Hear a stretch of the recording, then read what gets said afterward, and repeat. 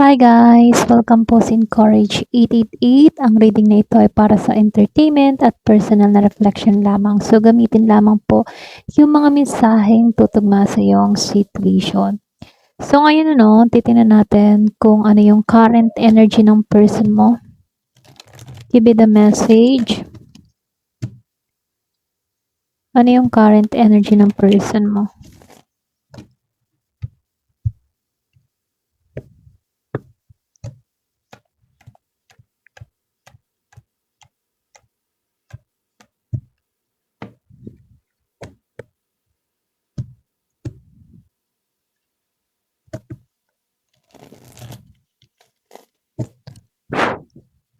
Give it the message.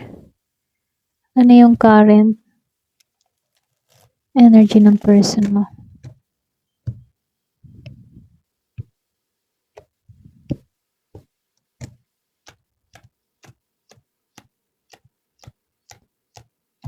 Thank you nga po pala sa mga nagsusubscribe, sa mga bumabalik. Marami pong salamat. So, meron kang 10 of Wands dito, Ace of Sword, King of Pentacles, 5 of Pentacles, 9 of Cups, then Knight of Sword. Okay. So, adjust ko ng konti. So, meron ka ditong can trade, home, self-reliance, frozen, yan yun. So, nature boy, may nature boy, rising. So, ayusin ko lang ha, para magkasya.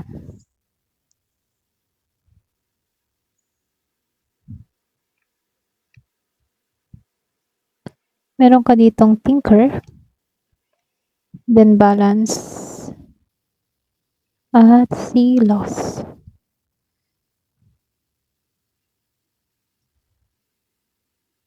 So, nakikita ko dito Aries, Leo, Sagittarius, meron ding Gemini, Aquarius, and Libra, Virgo, Taurus, and Capricorn, so Scorpio, Cancer, and Pisces. Okay, so start na tayo. So, dito, yung current energy ng person mo, lumabas kasi itong si 10 of Wands and the Ace of Swords. Kumbaga dito, medyo itong person mo ngayon, yung current energy niya, meron siyang mga mabibigat na dinadala. Pwedeng meron tong problema, meron tong mga responsibilidad. So, marami siyang problema dito. Kumbaga, kung makikita mo dito, masyado siyang emosyonal. Okay? Para bang pagod na yung energy ng taong ito. Kasi nakikitaan ko dito, marami siyang pasanin. Okay? So, magulo yung isip niya dito sa Ace of Swords. May hindi siya masabi or pwede ring nahihirapan siyang harapin yung katotohanan, So, nakikitaan ko dito, sobrang bigat ng dinadala ng person mo. So, dito, lumalabas din dito. Alam mo yung tipo na pakiramdam ng tao na to, wala siyang kontrol sa sitwasyon. Ganon yung energy niya dito. Maging sa kanyang trabaho, pera, or pwede rin sa sarili niyang buhay, wala siyang kontrol. Kumbaga, maaring itong tao nito, nawawalan to ng confident, nawawalan to ng pag-asa, okay? Nawawalan siya ng kumpiyansa rito. Then, sinabayan pa ng 5 of Pentacles. So, ibig sabihin, unti-unti siyang bumabangon dito mula sa mahirap na sitwasyon. Kumbaga, pinaglalabanan niya naman to. Kung ano man itong mga problemang kinakaharap ng tao nito, patuloy pa rin itong nagsusumika, patuloy pa rin itong nagiging positive, okay, sa kabila ng mga pinagdadaanan niya dito sa King of Pentacles reverse. Kumbaga, nakikitaan ko dito na para ba siya nagkakaroon ng pag-asa na lahat ng kanyang mga dinadalang problema may solusyon din, okay? So, para bang fighter pa rin siya dito. Ayan.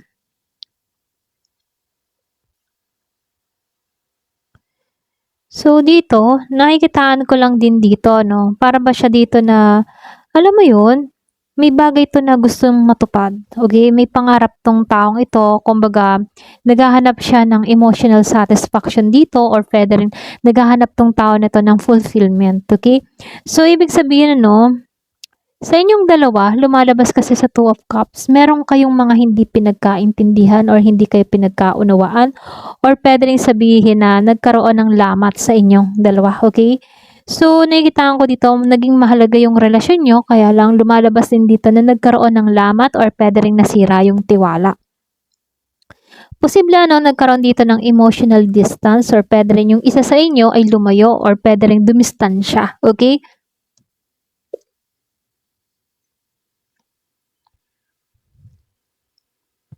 Pero dito 'no, kung tutuusin, gusto nitong kumilos ha, gusto niya magsalita sa'yo.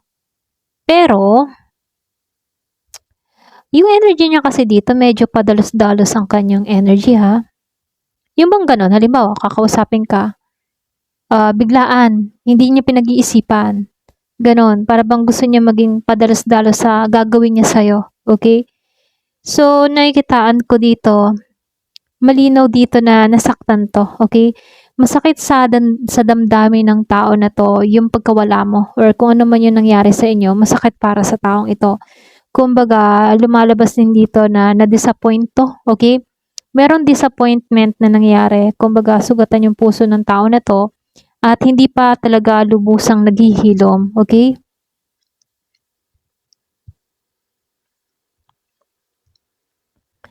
So, dito 'no, kumbaga dito, nakikitaan ko lang din dito na, alam mo yon sinusubukan niyang iwan yung nakaraan, okay? Sinusubukan naman niya yun. Kumbaga, gusto niya ng mapayapang direksyon, okay?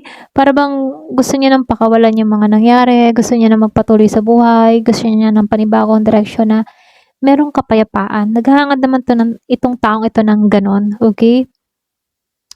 Kaya lang dito sa Topons medyo nag-aalinlangan siya. Puwedeng takot siya sa malaking hakbang or sa mga desisyon or puwede rin sa malaking pagbabago. So, lumalabas dito 'no, marami din 'tong takot ano. Para bang takot siya kung may nag-iintay pa ba sa kanya, okay? So, dito 'no, lumabas itong Thinker. Kumbaga dito sa Thinker puwedeng ito yung current energy ng person mo, sobrang nag-iisip or puwede ring sobra siyang nag-o-overthink, puwedeng paulit-ulit na pumapasok yung mga I mean ano, parang paulit-ulit na pumapasok sa isip niya yung situation ninyo, okay? Think, lumabas, oh, think then thinker, nag-iisip. Kumbaga dito sa balance ano, nawala 'to ng balanse sa kanyang buhay, maging sa emosyon niya. Nakaramdam 'to ng unemotional balance ano, parang hindi siya balanse, gano'n. Para bang nawala siya dahil lumabas din 'tong loss. Feeling loss sa isang sitwasyon or puwede ring feeling loss siya sa lahat. Wala siyang kadamay, wala siyang kasama. Gano'n yung pakaramdam ng tao na 'to, wala siyang mapaghingahan or wala siyang mapagsabihan ng kanyang mga problema, nakakaramdam siya ng lungkot. So, para ba siyang nasa isang madilim, okay? Madilim na espasyo na naghahanap ng liwanag, gano'n. Gano'n yung energy niya, okay? So, dito 'no, kindred. Kung makikita mo dito yung ibon, meron dito nakakulong. Kung tutuusin ano, naging malalim din yung connection ninyo, okay? Kaya dito ano, feeling stuck siya. Pakaramdam ng tao na 'to, ang layo-layo mo na, okay? Pero itong tao na 'to kahit malayo ka, feeling pa rin niya emotionally, nandiyan ka lang. Parang gano'n, kahit malayo kayo sa isa't isa, puwedeng energetically nararamdaman ka pa rin ng tao na 'to or puwede ring nararamdaman mo pa rin siya. Kasi kung tutuusin 'no, yung hawla niya dito open yung pinto, puwede siyang makaalis, eh, kung gugustuhin niya lang, alam mo yun? So, dito, home. Itong person mo 'no, para ba siya naghahanap ng seguridad, katahimikan, yung pakaramdam na tahanan. Ganun yung gusto niyang maramdaman. Yung feeling home. Yung bang tipong hindi naman 'to naghahanap ng kung ano pa man. Yung mararamdaman niya lang na nasa payapa siya lugar, gano'n. Yung masasabing may harmony, may peace of mind, or puwede rin gano'n ang tingin niya sa'yo. Ikaw yung peace of mind niya. Itong person mo 'no, para ba siyang mas pinili mo niyang umasa sa sarili kaysa humingi ng tulong. Or puwede ring, yun nga sinabi ko kanina, marami 'tong pasanin, marami 'tong mga mabibigat na, alalahanin. Imbes na humingi siya ng tulong sa iba, inaako niya lahat, okay? Kinakaya niya mag-isa. So, para ba siyang nagtiyatiyaga siya. Ayaw niyang mang-abala ng ibang tao, gano'n yung energy niya. Ayaw niyang umasa sa iba. Kumbaga, alam ng tao na 'to na wala siyang aasahan sa iba kundi yung sarili niya lamang. Kaya 'tong tao na 'to, hangga't maaari, nagsusumikap siya, gano'n. Kaya lang, may time dito 'no, dahil lumabas itong Frozen. Alam mo yung pakiramdam na parang natigil siya sa isang sitwasyon? May hudyat dito ng pagbabago or transformation pero parang na-stuck siya sa isang sitwasyon. Okay? Hirap siyang kumilos, ganun yung energy ng taong ito. Pero merong union dito.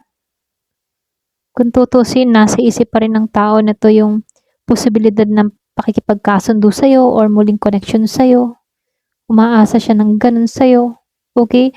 Umaasa tong tao na to na balang araw ay pwedeng magkita pa rin kayo or pwede rin magtagpo pa kayo, ganun. So, nature boy, pwedeng meron kang person dito na yung bang tipo na alam niya dito na kailangan niya magpahinga. Alam niya dito na kailangan niya maghilom. Mas gumagaan yung pakaramdam ng tao na to kapag malapit siya sa kalikasan. Or pwede rin ganun yung ginagawa niya para halimbawa, for example, no, pag stress siya, pag marami siyang problema, para makahinga muna sa gulo ng mundo, pumupunta siya sa nature, kalikasan, sa bundok, sa dagat, ganun. Ganun siya mag-release ng stress. Okay? Para bang lumalayo muna sa karamihan at doon nananatili sa nature para ma-relax.